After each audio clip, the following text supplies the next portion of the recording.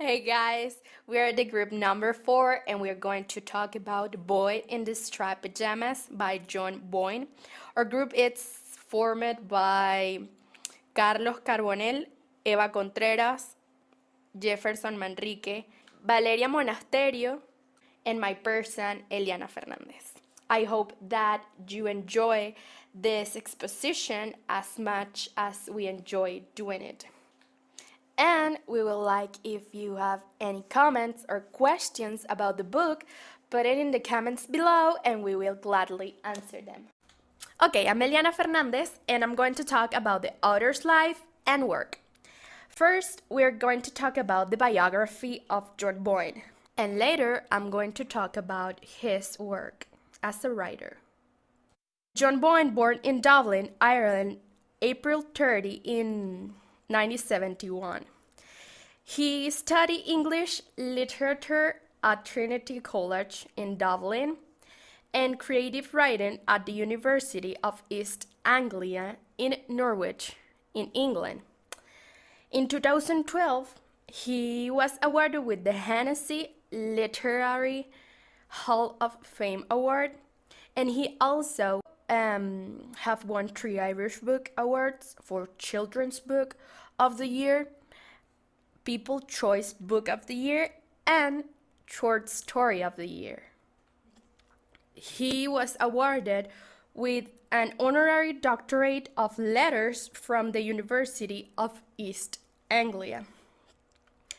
He had published 11 novels for adults and 5 for younger readers, including The Boy in the Striped Pajamas. In 2006, which was a New York Times #1 bestseller and also was made into a Miramax feature film. This book has sold around 10 million copies worldwide, and all his novels are published in over 50 languages. And his most recent novel, A Letter to the Sky, was published in 2018, and his 6th novel for younger readers, My Brother's Name is Jessica, will be published in April of this year. Finally, he is also author of the short story collection Beneath the Earth, and nowadays he offers a scholarship to Irish students undertaking the master program at the University of East Anglia. Okay, now I'm going to talk about the background information. Before we start, you should know that the Führer was a German leader who wanted to eliminate a determined type of people. Among them, there are the Jews. This event is called the Holocaust. The event happened during the early 1940s. It took place in several locations within Germany and Poland. The German army was in charge of this hearing. So, we retain these people were taken into camps where they will be forced to do a specific task and being killed as well. Probably one of the most known is the camp in Auschwitz. According to an interview performed to the author by the website Teen Reads in September of 2006, it is stated that his work must be treated as fable rather than just a fictional history. It has no intention to illustrate the events occurred during the Holocaust. So the reader shall think that the plays are fictional and they should compare the actions written with similar real-life scenarios.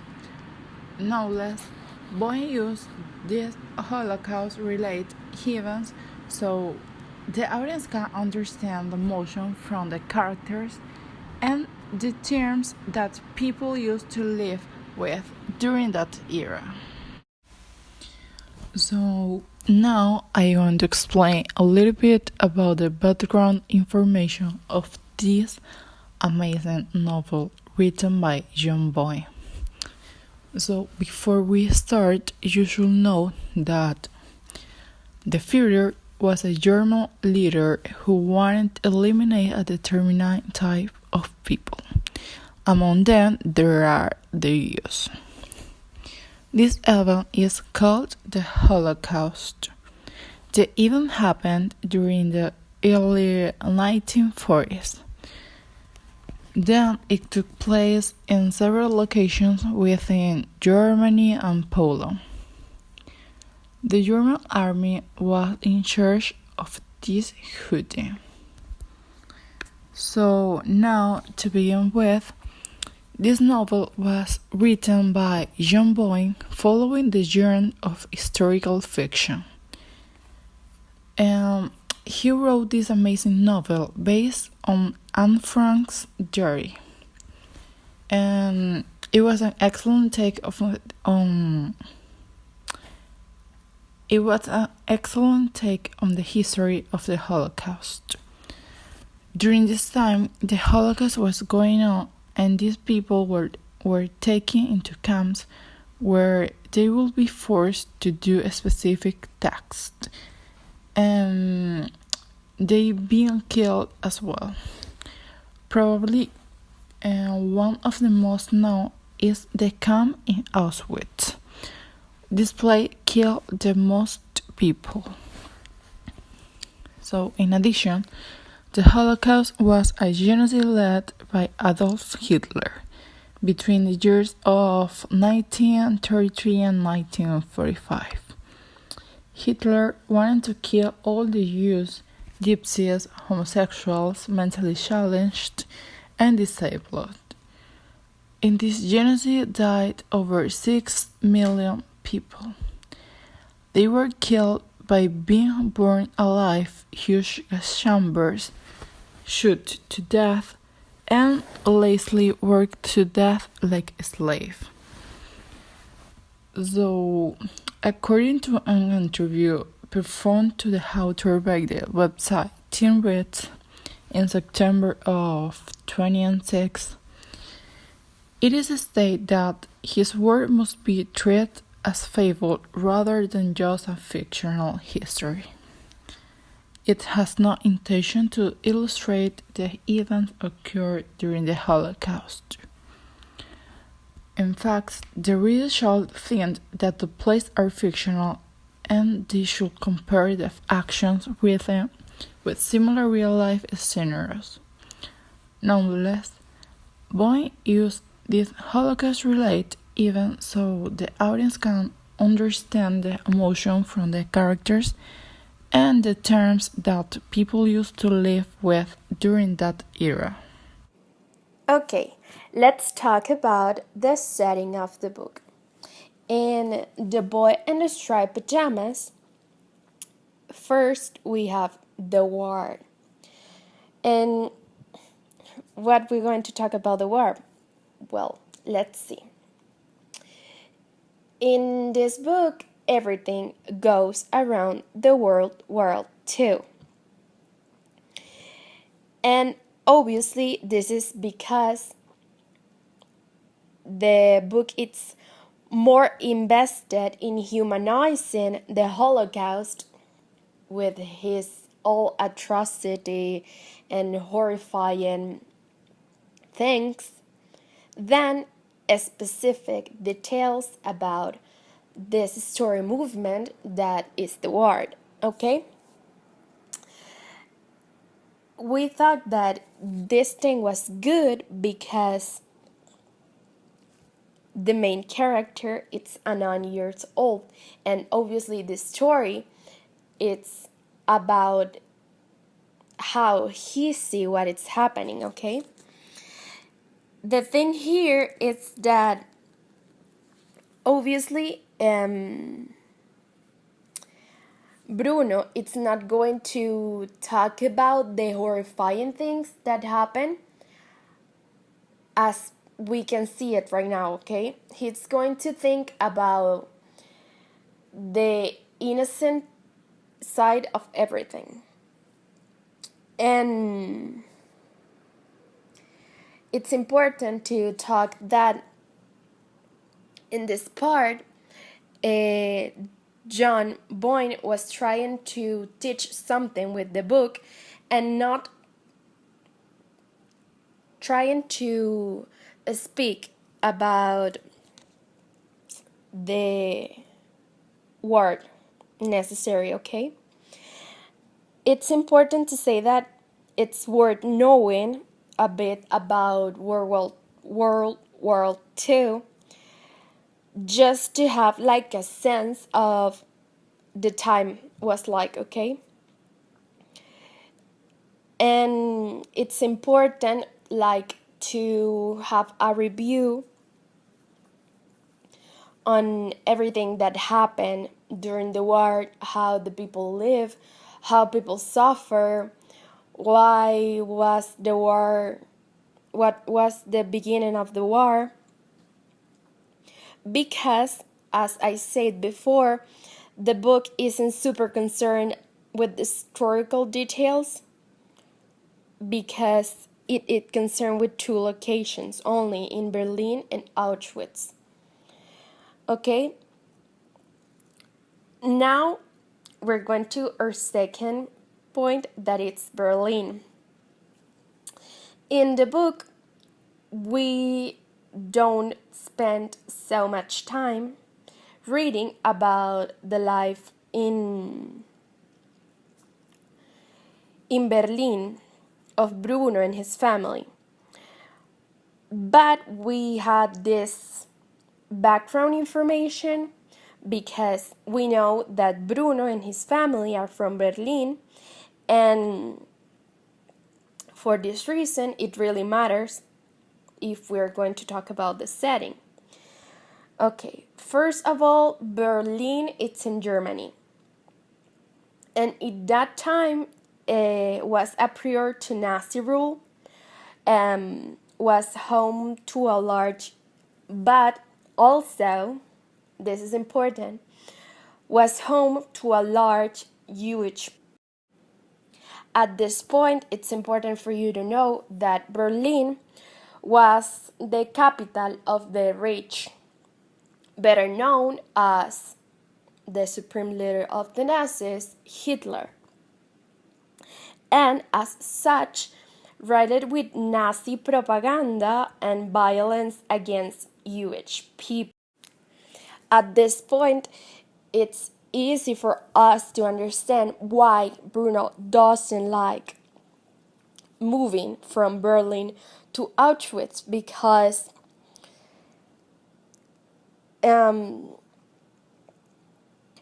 Auschwitz was a place full of violence, whereas with this new place that he refers to a farm was this sad place, this great place, and on a governmental level, it's pretty much anti-Semitic, okay? And of course, on the other hand, for Bruno, Berlin represents comfort, okay? His family has a very nice home there.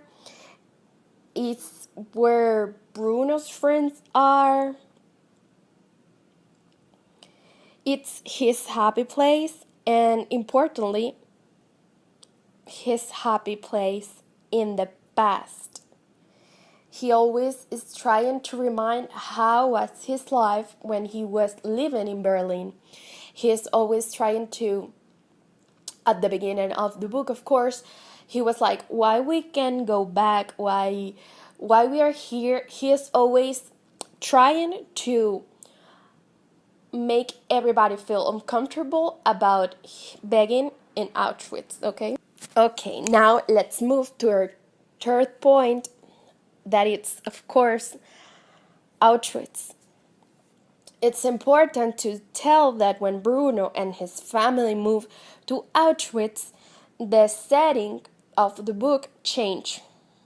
Okay, changed in a super drastic form, even physically and tonally, okay? Bruno's new house, it's smaller, it's duller, it's gray, and even sad at the beginning because around the house there are no markets, no restaurants, no parks. There are no neighbor, no families or children to interact with, okay? And for that reason, Bruno has this bad overlook about the site. Definitely, if we are going to compare, was nothing like Berlin. Interesting. Okay, it's interesting to mention that in Berlin, Bruno lives pretty blissfully, unaware of the horrors being committed against Jewish residents, okay? And of course, as a 9-year-old boy, he does the same in Auschwitz to a degree as well, despite of living literally next to a concentration camp. And of course, not any concentration camp, either one of the biggest and most notorious camps of them all in the history of the Holocaust, okay? If in Berlin we only see Bruno's nice little life, through once he moves to Auschwitz, we get glimpses of life on the other side of the fence. We can get to know what he see through his eyes when he discovered this new word that he describes when he refers about what's happening on the other side of the fence. The people there are starving and raped, missing their families, and forced into work.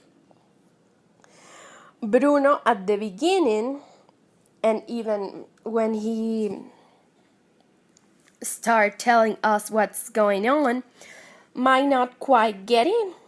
But for us, the readers, it's obviously that it's super clear that life on the other side of the fence is horrifying.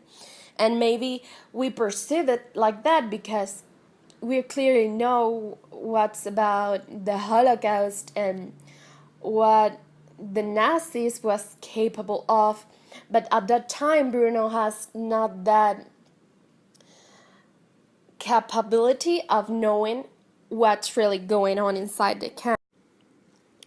Okay, at this point, it's important to mention that the setting of the story includes the social and historical aspects,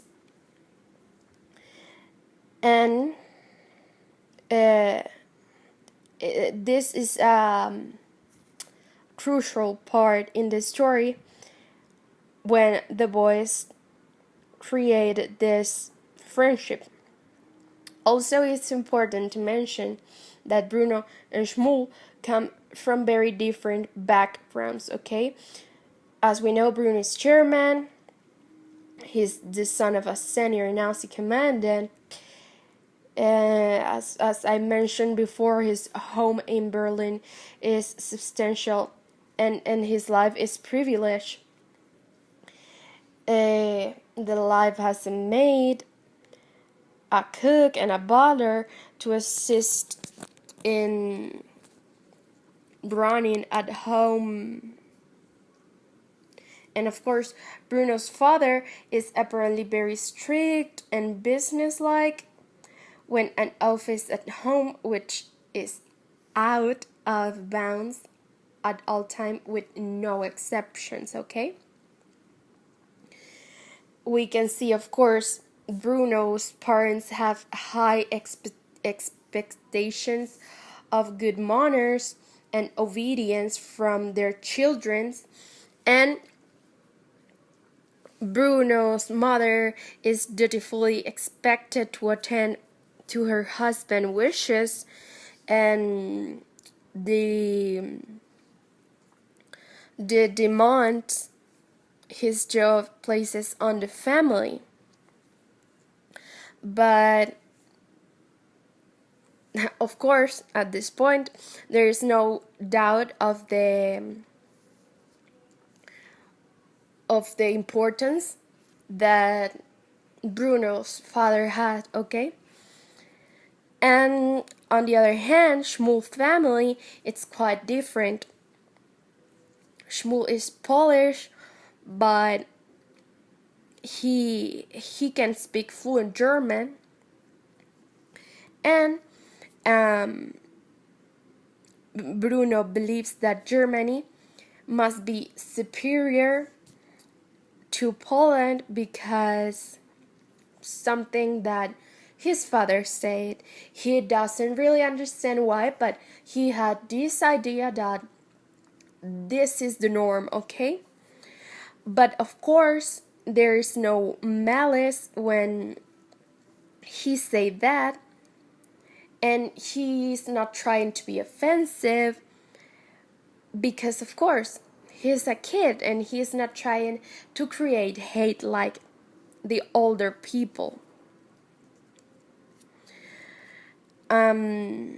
It's important, of course, to mention as well that Shmuel's father is a watchmaker, and the family used to live above Papa's shop. Unlike Bruno's strict family environment, Shmuel's family always used to eat breakfast together and stay in this family union that we cannot see in the house of Bruno, okay? Well, to begin with, I'm going to talk about the main characters of this incredible novel. The first one is Bruno, who is an innocent and unsuspecting son of a Nazi soldier. He is a 9-year-old boy who lived in Berlin with his family.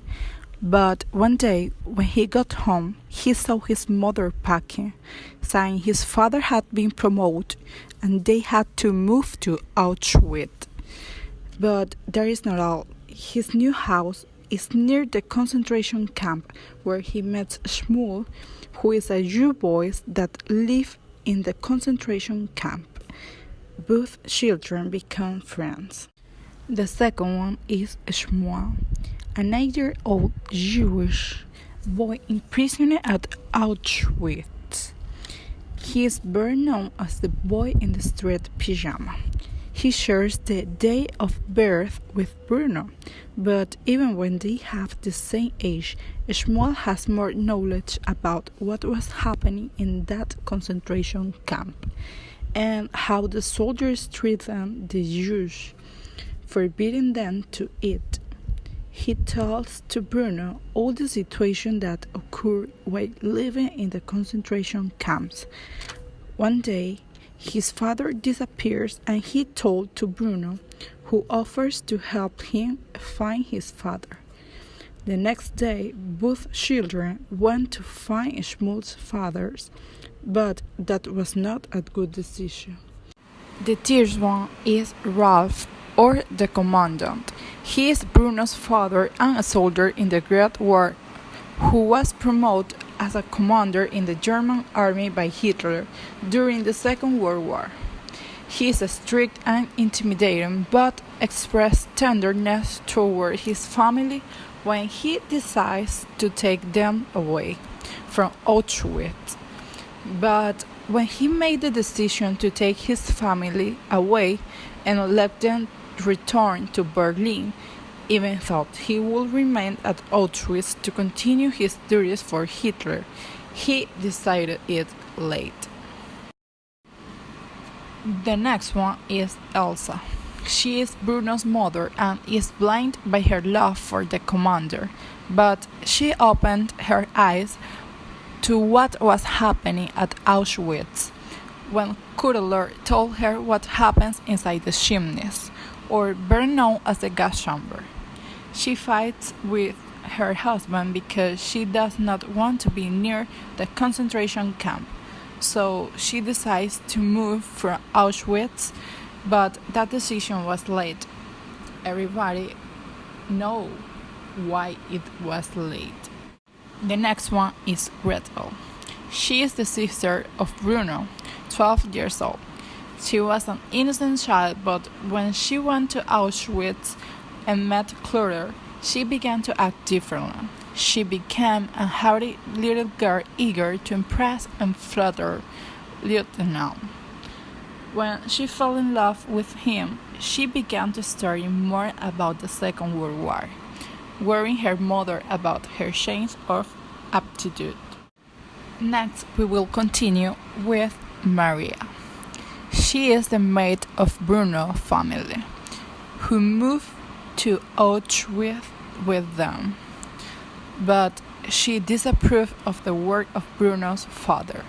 She cannot say anything about the concentration camp, even when she usually talks to Bruno in his room. She never says to Bruno why they live in Auschwitz now. Now I'm going to talk about grandmother or Natalie. She is the commander's mother, but she strongly disapproves of her son's position and work. Natalie opposed the Nazi party and gets into a huge fight with Ralph when he accepts the new post at Auschwitz. They do not make up, and she dies while the family is away at Auschwitz. The grandfather. He is the commandant's father, who is supported and is so proud of the commander's role in the Nazi party. Also, he opposed how Natalie lashed out against father's new role as a commander. Now I'm going to talk about Pavel. Pavel was a former doctor before he was sent to the concentration camp and be a used prisoner at Auschwitz. He was working as a servant to Bruno's family. Also, he begins to become thinner and frailer by the day. One day in a dinner, he accidentally drops a wine bottle in Cora's lap. Then he was beaten by him, but nobody knows what exactly happened with Pavel.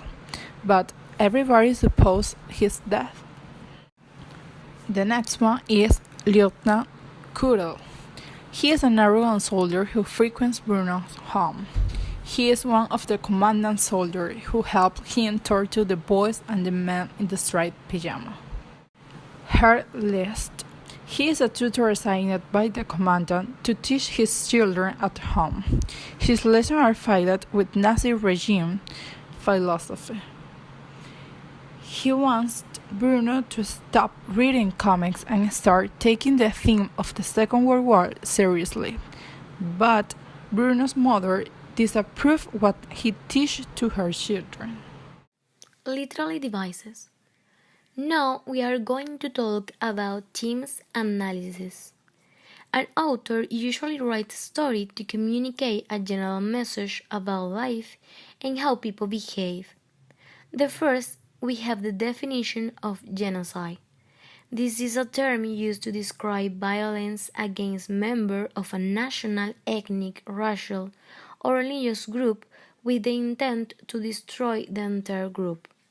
The word came into the general use only after World War II, when the full extent of the atrocities committed by the Nazi regime against Jews during that conflict became known. And we can see it in what is happening in Bruno's backyard. Friendship. Bruno and Smush become friends from the opposite side of the fence and the war. The theme of friendship is apparent in the two boys' devotion to one another despite their different backgrounds and circumstances. Two sides of the human nature are illustrated by the compassion of the two boys and the evil of the Nazi regime. Ignorance versus innocence. Innocence is portrayed on the whole novel, for the most part by the main character Bruno, a 9-year-old boy. Bruno and Schmutz exhibit a childlike innocence. Bruno is largely ignorant of the horror of the Holocaust. Bruno's innocence reached the point of infiltrating the farm to help his friend find his father.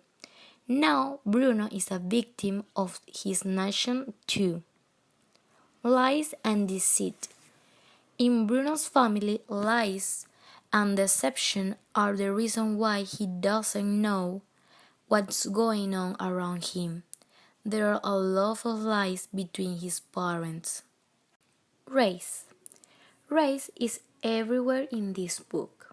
In the way the German doesn't accept the Jews just because they think differently. In that moment, the German called them the enemy of the nation. That's why they wanted to destroy them. Complacency. Do we know what complacency means?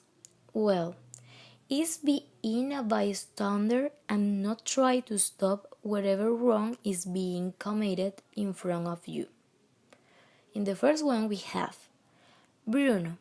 If you have any sense at all, you will stay quiet and concentrate on your schoolwork and do whatever your fathers tell you. We must all just keep ourselves safe until this is all over. Maria tells Bruno to keep quiet about the whole situation. It's bad that she is being complacent, but even worse that she is telling to do so as well. This must be a countryside. At age 12, Gretel is old enough to join the League of the Young Girls and have enough knowledge of the Holocaust. Still, her father hasn't told her anything and isn't trying to find out. Expect them to grow up in a place like. Mother tells father she doesn't want to move to Auschwitz, but now ignores the fact that the Holocaust is happening. She doesn't want her children to grow up there. Okay, now we're going to talk about symbolisms. And first, we have obviously the striped pajamas. Bruno, as a 9-year-old boy, do not understand what's going on inside the camp. He thinks that the pajamas are some kind of comfortable clothing, when, as we know, in fact, they are Prussian uniforms meant to delineate the Jews in the camp from the German population at large. The striped pajamas can represent many things. At first, can symbolize Bruno's childish innocence about this world full of horrors, but also how dangerous can be divisions and artificial branding as a part of racist ideologies, and on the other hand, can be seen as an artificial branding of people to denote that they are different from others. This seen in a bad way, of course. In fact, the Nazis engaged in this kind of branding in many ways. Some examples are in the fact that Jews were forced to wear the Star of David in their clothes.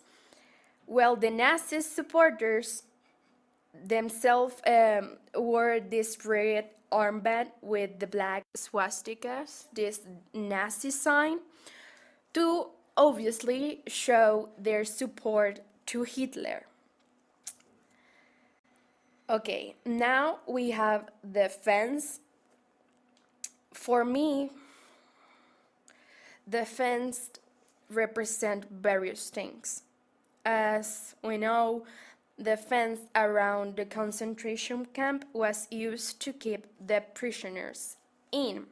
However, it is of course an artificial distinction. Bruno and Shmuel, two children on opposite sides of the Holocaust, develop this touching friendship through the wire. Bruno is able to crawl under a hole in the fence, and of course, this is a symbolism on, of how evil a physical fence cannot become a barrier between children who don't know yet how to hate or discriminate people, doesn't understand like the mental hate of adults, but also the fence symbolize the artificial barriers that can be set up in any part of the world between any group of people. Okay, now we have the fury.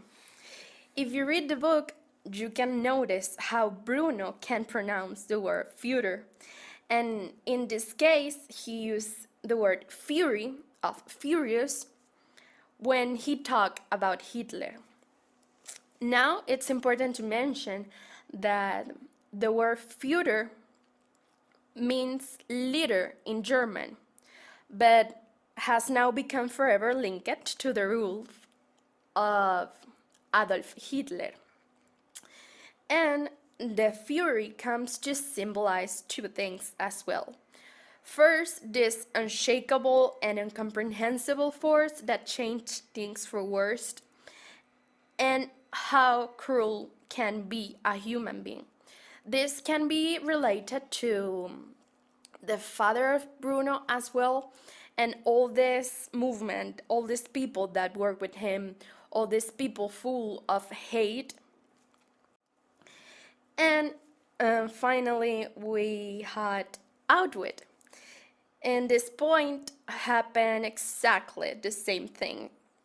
Bruno can pronounce the word Auschwitz, and he used Outwit instead.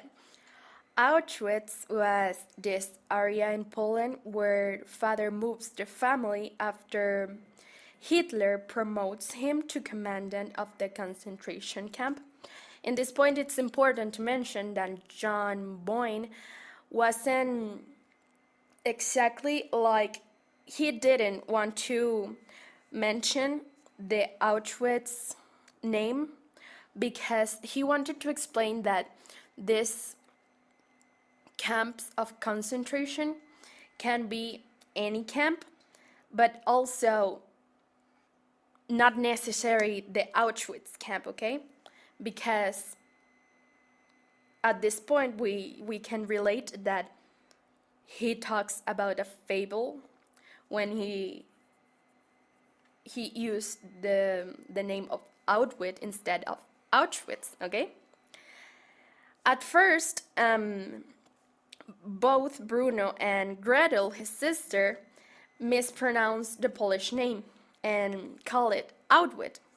Later in the book, Gretel theorized that it means outwit the old people in charge of the camp and in with the new, like the father, for example.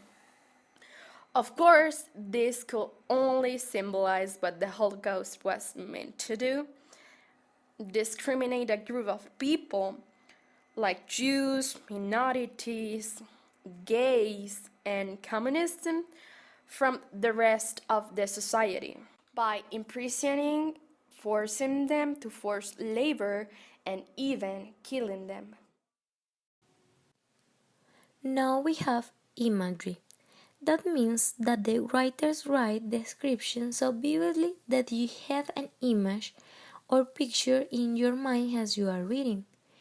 You can find a lot of imagery in the boys in the street pajamas. The first example that we have is describing a shmoo. He wore the same street pajamas that all the other people on that side of the fence wore, and a street club cap on his head. He wasn't wearing any shoes or socks, and his feet were rather dirty. On his arm he wore an armband with a star on it. Bruno was sure that he had never seen a skinnier or sadder boy in his life, but decided that he had better talk with him. That was what Bruno think about Shmoo and how he see him. The second one, in chapter 2, When Bruno described the city where he used to live, he used the terms colorful shop fronts and links and vegetables spilling out of the stall. Those descriptions give the reader a full description of not just the environment but also of how much Bruno missed the way the city made him feel. Imagine if they just told that the city had shops. It would not give you a feel of the environment. All in all, the city symbolized the happiness Bruno felt while being at home. In the third example, is describing Lieutenant Cutler. Bruno said, he looked very serious and his cap was secured tightly on his head. His uniform is clean and pressed. His black boots always sparkled with polish. Bruno described Cutler as a serious and intimidating man. On the last example is in the very first paragraph of chapter 1 describing Maria, the family maid. And Bruno said, always keep her head bowed and never look up from the carpet. When you read this, you have a mental image of a maid standing with her head down, looking at the carpet. This image not only tells you something about Maria's appearance, it also tells you something about her character, and she is shy and introvert. Hyperbole. Another literary device that is used frequently in the Boyne Street Pajamas is hyperbole. Hyperbole is an exaggeration. Bruno, the protagonist, is young, and the hyperbole has the effect of reminding the reader that the protagonist is just a little boy, because little children tend to exaggerate or see things as bigger than they actually are. In the first example, we have Bruno describing his father's voice, and he said, there had never been a man born who was more capable of being heard from one side of the room to the other as a father. This hyperbole shows that Bruno's father has a loud, powerful voice. It also gives the reader some insight into the Bruno's father character. He is a powerful man and influential of everyone around him. The second one is Bruno to Pebble. What is going to happen then? Asked Bruno, beginning to panic slightly, an emotion that might incur tears. I might blame to death. Of course, Bruno is exaggerating. Father to Bruno. Oh, those people. Well, there are no people at all. Bruno, speaking in a derogatory way about the Jules. The tone. I'm going to explain what is the tone of this novel. The tone is informal and questioning. Why it is informal? Because in this case, the reader has to remember that the speaker and narrator is a 9-year-old boy. A child of this age will always use an informal tone when speaking. The most famous example of this from the book is Bruno's misunderstanding of certain words. Most importantly, Bruno thinks the concentration camp at Auschwitz is called Auschwitz, and Hitler, or the Führer, is called the Fury. Why it is questioning? It is questioning because Bruno is very inquisitive and curious. We first find Bruno asking why the Fuhrer has to be invited to dinner. Next, Bruno asks why the family has to move away from their home in Berlin. Later, Bruno asks why the people across from his new house are all dressed in the striped pajama. In this way, Bruno meets Shmuel and creates a deep friendship in the middle of the Holocaust. Even when Bruno enters the gas chamber with Shmuel, Bruno doesn't really understand what was happening. We only know that he needs to hold Shmuel's hand and to not let go because they are friends. Alright, let's get into the mood. According to literarydevices.net slash mood slash, in literature, mood, it is a literary element that evokes certain feelings or vibes in readers through words and descriptions. Usually, mood is referred to as the atmosphere of a literary piece as it creates an emotional setting that surrounds the readers.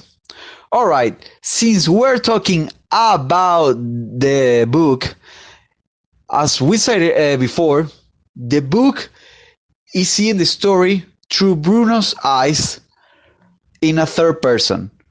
So the mood that is set into this book, it is naive, it is innocent. For example, when Bruno is injured, Paul takes him to the kitchen and cure him. And then his mother tells Pavel if the commander asks, we'll tell him that he did this.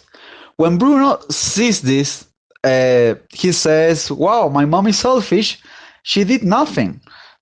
That's naive because he doesn't know what is happening. So the mood is the one of the innocent child. You're not certain about what is happening. You see things, but you don't really see the real thing. So let's say that you feel like a naive children until the end. Why until the end? Because in the end we know what happens. We know that Bruno is dead, and that evokes some sad feelings. That's the whole point of it. To evoke that sad feeling in the end. And also, if we remember, when Bruno makes friends with Shmuel and then he's confused why he's locked and why he's free, that's confusion as well. Imagine the whole mood, it is about confusion. You don't know what's happening, you don't know what things are done the way they do. And you think everything is weird, Hello, my name Why a is doctor Jefferson Manrique. is peeling potatoes, I'm going to talk about Well, not facts peeling potatoes because that happens in the movie. Why a doctor begin is as a waitress now, information. I would So like to say that's the mood Boyne of our story. is not based on truth. Okay, moving on with dramatic irony. Dramatic irony doesn't have anything to do with irony except that dramatic irony is found in a novel when the reader knows something that a character does not know. So, the boy in the street pajamas have plenty of dramatic ironies. We find that the main one is that Bruno always was out of his home. Nobody knew what he was doing, and nobody knew, especially that he was friend of a Jew and that he was going into a camp. That was the main dramatic irony. We also find this pretty ironic or karmatic, if you believe in karma, that the son of somebody who was ordering to kill Jews, now his son is being killed with the Jews he orders to kill. So, moving on with more dramatic ironies, the pajamas, Bruno didn't know what the pajamas were. He only thought they were pajamas, and we know that it was a uniform. We know that the farm wasn't actually a farm. We know it was a concentration camp. The horrid condition of Shmuel, we know that he was horrid because the situation he was being on, while Bruno thought it was about some camp work that was being performed. Also, when Bruno finds this film where they show how the life in the camp is, we know that that isn't true. That film is totally a lie. Also, going back with the example of Elsa and Pavel, and when Bruno thinks that his mother is being selfish, taking all the credit, we know that she's not taking the credit. We know that she's protecting Pavel from getting into trouble. So we have many of dramatic ironies, but those are like the ones that highlight within the book. And the main one, as we say earlier, Bruno always was out of his home and nobody knew. The narration of this novel. John Boyne chose to tell the history in the third person, but with a point of view very close to Bruno, a shy alien to indoctrination regardless of what happened in his country and the world of adults in general. Bruno approaches what surrounds him with ingenuity and also with common sense was the first big time. When Bruno wonders about what happened in his environment, the reader knows that things are not how he interpreted it to be, but also, in reality, if it should be. Okay, now I'm going to talk about the author's inspiration. And at the first point, we have this that his plenty knowledge and extensive studies about the Holocaust literature. John had been studying about 15 years the Holocaust related literature, and when he started writing, he thought that maybe he was pretty well informed on it to write about it.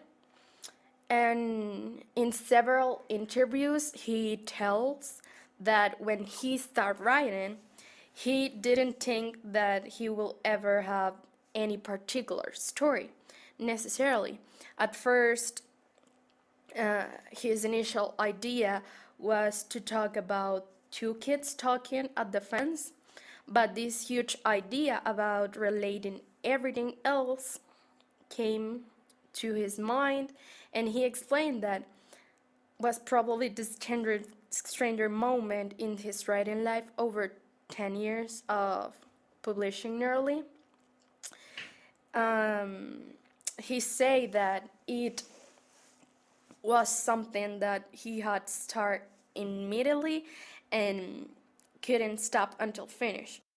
On the other hand, we got that John has this impulse to inform and inspire young readers because he realized that actually this kind of fable was a good way to inform young readers about historical facts that really happened and in fact changed the history of the world forever.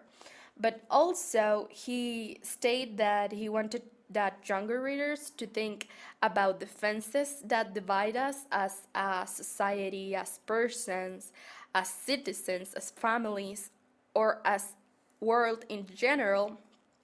And he thought it will be interesting mix historical facts with the ability of inspire kids to tear down these metaphorical fences wherever they might find them. Or he Alright, let's do a comparison between the movie and the book. Shmuel If you haven't watched the movie or had read the the other book, I traits suggest of you to do it Boyne. because we're going to He expose is you some scenes from both of them. impoverished Alright, in the book, the moving did not take too long. When the family moved from Berlin, they just do it abruptly. In fact, the book starts with Bruno's stuff being packed. Nonetheless, Bruno and his mother are more expressive about the moving and let us know that it feels wrong to do it. The movie starts with Bruno and his friends playing the Nazi Berlin. They went through a Jewish collecting and totally ignored it. When Bruno gets home, he's told about their moving and later a party is thrown celebrating his father's new position. Bruno seems the only one who is not supportive about the idea. No more is told except that his grandmother is not proud about what Bruno's father is doing, and she's told not to say her thoughts so freely or she might get in trouble. The day after, they move and Elsa, Bruno's mother, stares at the house like if she's going to miss it, but she does not say anything unlike the book. It is shown how they got to their new home, and it seems to be far due to the fact they took the trains as the book. When they arrive in the book, 6 chapters are used to express continuously Bruno's discomfort about the new house. It is overstated that he hates it.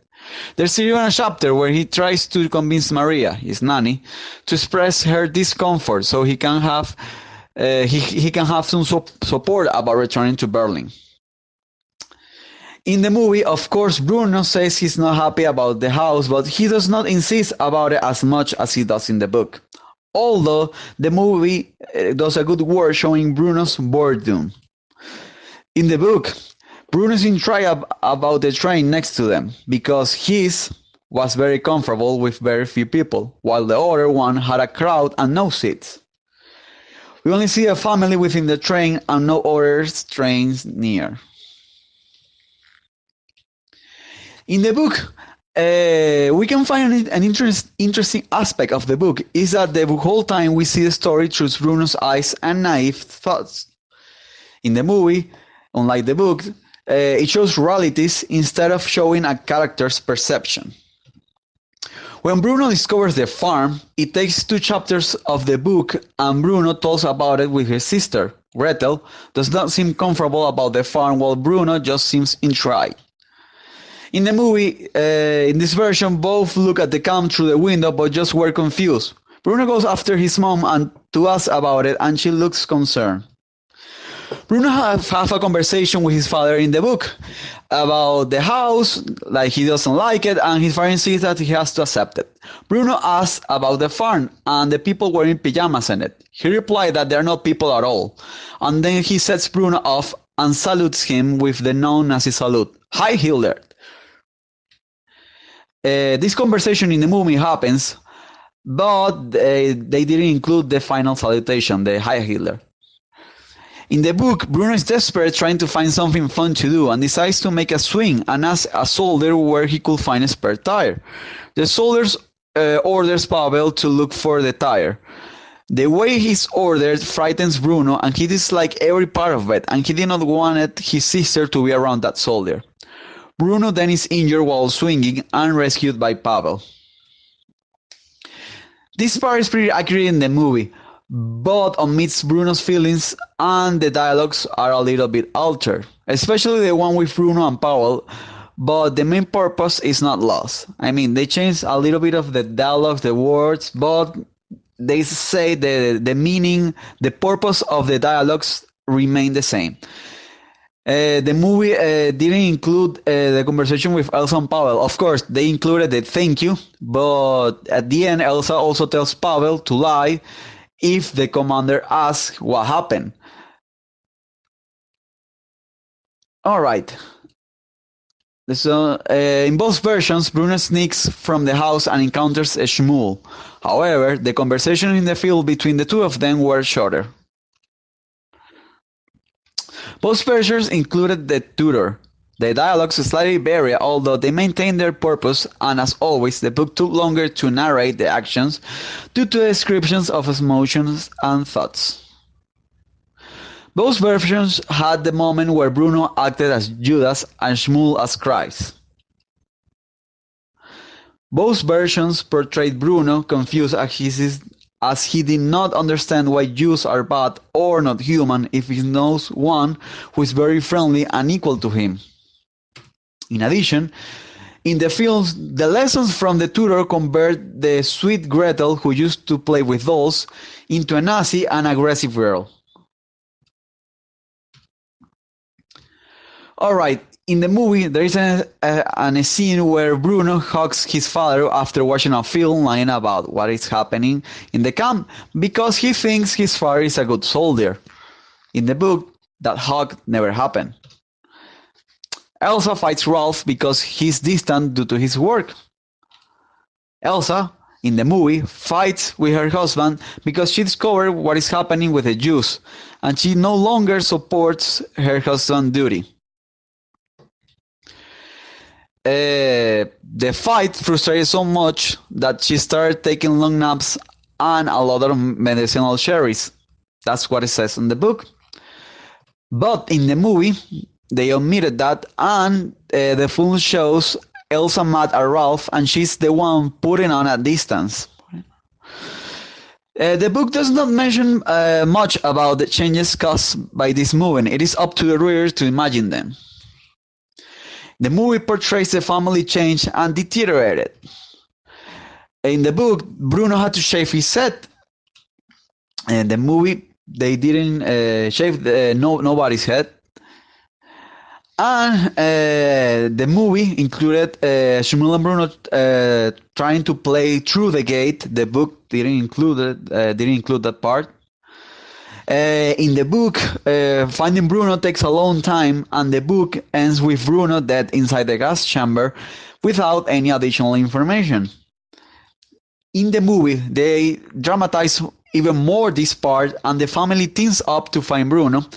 They find out where he went very quickly, and his whole family ends in distraught after Bruno's death.